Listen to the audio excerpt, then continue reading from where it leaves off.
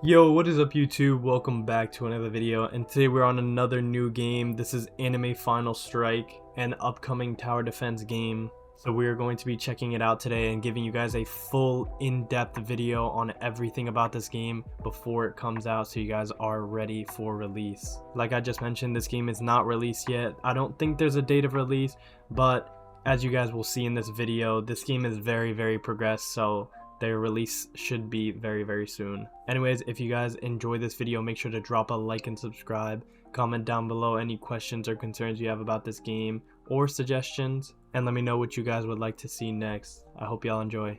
Also guys, let me show you this insanely good lobby music, in my opinion at least. So we're gonna take 2 minutes to listen to this lobby soundtrack. If you don't want to listen to it, then just skip it. But in my opinion, it's super gas. Maybe as good as ASTD music, so.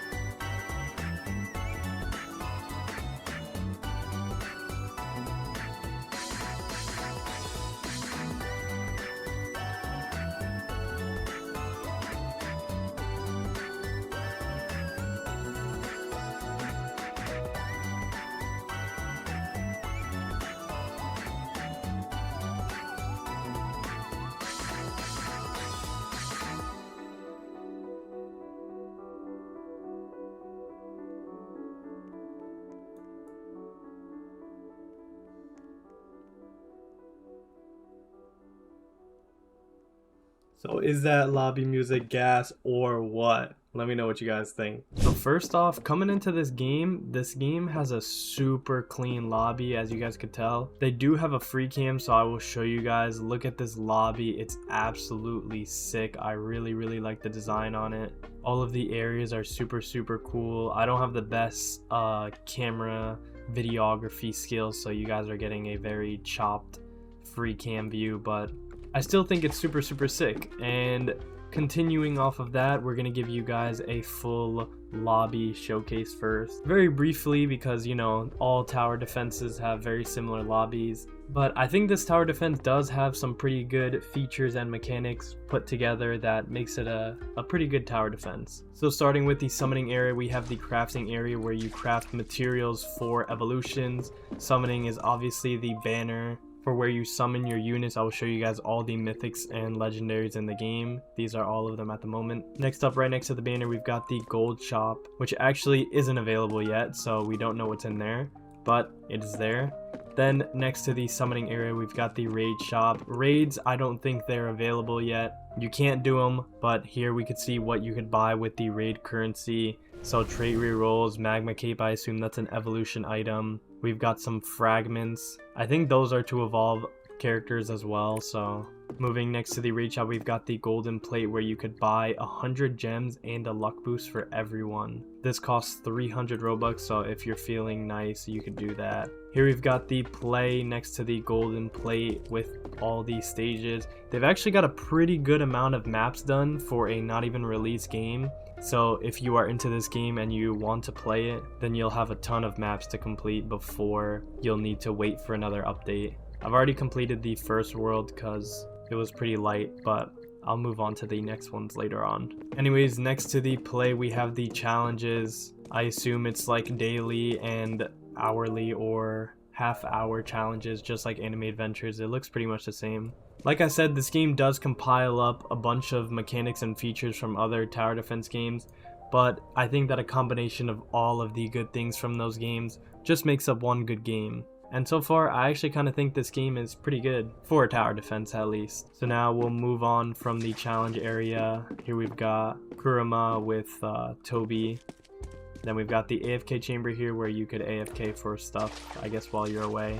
And then this training area is actually very, very cool in my opinion. I'm not 100% sure if this is a feature in any other tower defense game because I'm not a tower defense connoisseur, but this training area actually allows you to have one slot where you could add your unit and they actually gain EXP as they sit in here, which is super, super cool in my opinion. So you basically have a little incubator for your unit where they just gain EXP while you're away, which is a very, very cool mechanic in my opinion. And like I said, if it's unoriginal, then oh well, but I still really like it. Moving on from the training area, we've got the evolve area. This is where you roll for stats and traits. Here we've got Hakari doing his little dance. You could do stat rerolls. Another thing that I really, really like about this game, like I said, I don't know if this is an original mechanic or concept, so please don't cook me in the comments if it isn't, but they have a stat skip button, so you could actually choose which stats you would like to skip and which ones you would like to keep. So if I just do SSS and then I go for a stat, it won't stop until I get that desired trait. I don't know if I'll actually get SSS, but you guys get the idea. Also, trait rerolling is super fast. It's not like other tower defense games or other games where you have to wait like another second before rolling. It's instantly, which is a very minor thing, but in my opinion, those things matter a lot. Like, I'm not trying to sit there for 30 minutes rolling traits because there's a cooldown. And that stat skip makes things a lot better because you could choose maybe S or maybe A, whatever stats you want. Super, super cool in my opinion. Same thing goes with traits. If you go over to traits, they have a trait skip section, so you could go for whatever trait you'd want. Maybe like on a money unit you only want wealth, so then you could skip everything except for wealth, which is what I did recently. And then here we've got the index of all the traits that they have. They've got legendaries and mythics, and then they've even got a secret trait. If you guys watch my TikTok on it, you would see that there's a cutscene for this trait. It's super sick. Anyways, besides traits and stats, if you move on to this little portal over here, this is where you evolve all of your units. I guess that all of the mythics have their own evolution, so you could see what it is that is required. This is where you would use those fragments from the raid shop. And then besides the evolve area, we have the leaderboard where the top player levels are. Wow, that guy has 795,000 levels. That's insane.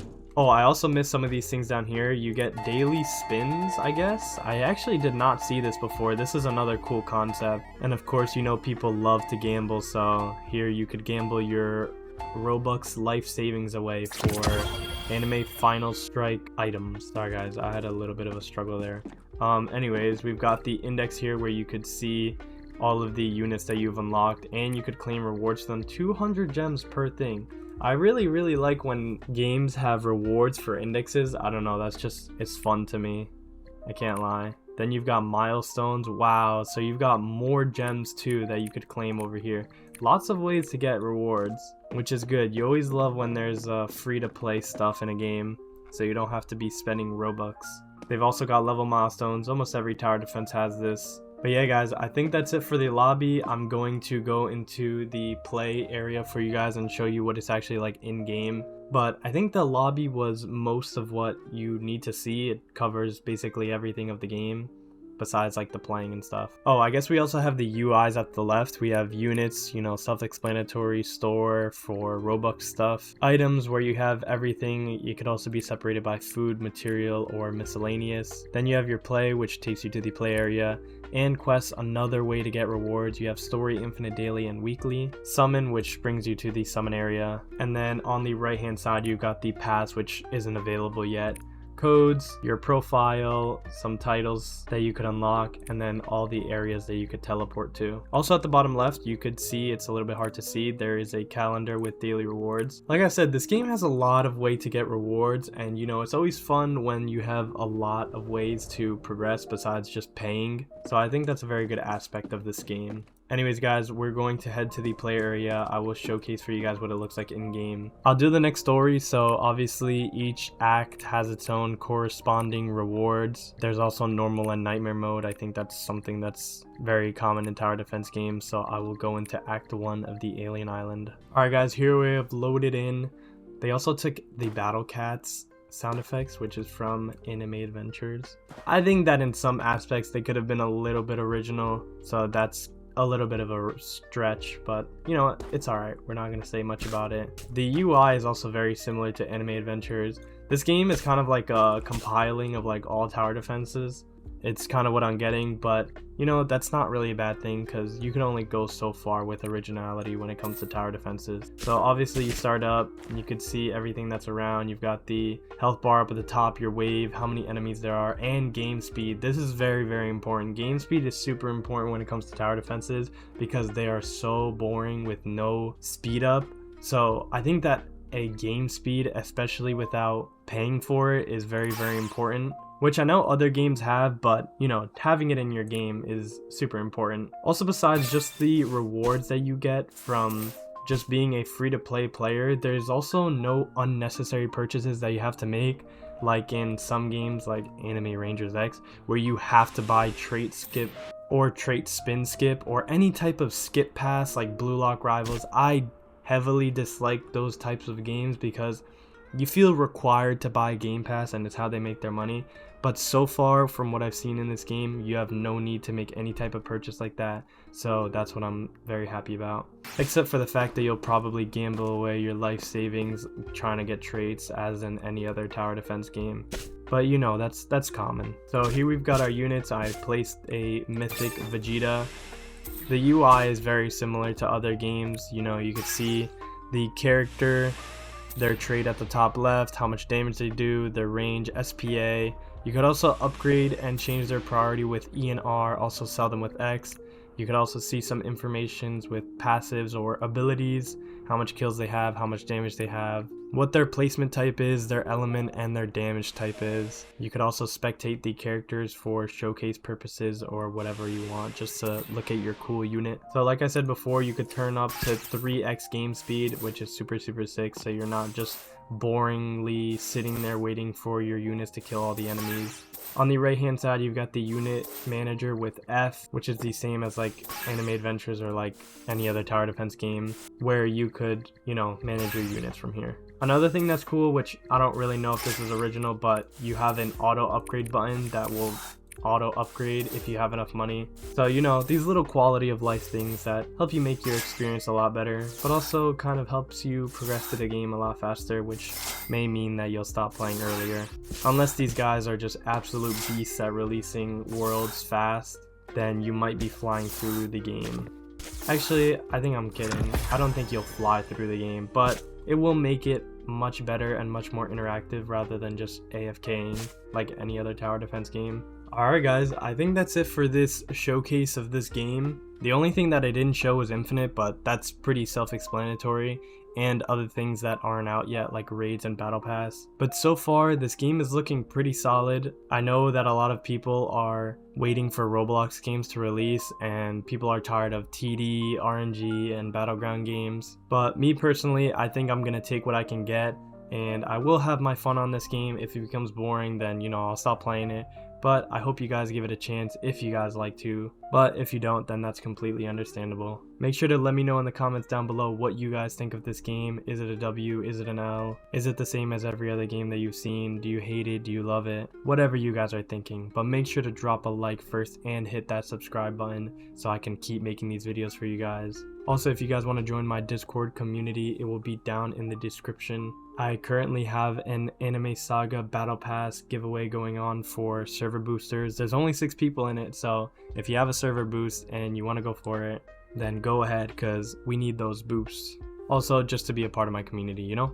And go follow my TikTok page because I always post short form content on there, so you guys don't want to be missing out on that.